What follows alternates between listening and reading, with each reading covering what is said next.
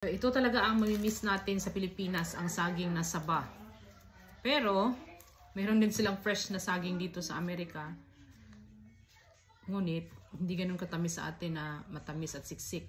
Dahil nahinog talaga siya sa puno. Ito guys, ano siya, maninipis. Ayan, nahinog na siya. Ngunit pag ilaga mo, mapakla. Ayan. Ang gagawin na lang nating banana turon.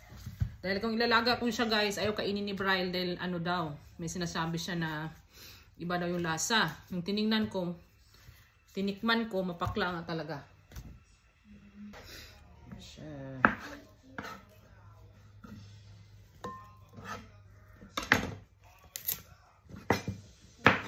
Ayan guys, malinis na yung kamay ko.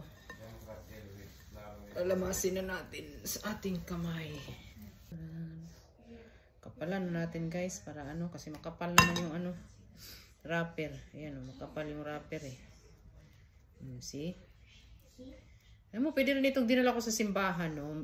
Yung kasi yung empanada masyadong matrabaho. Pero masarap naman.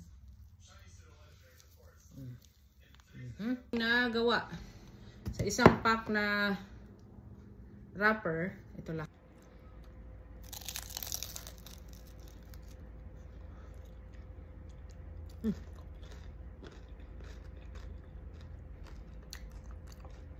Mainit pa guys. Umuusok pa.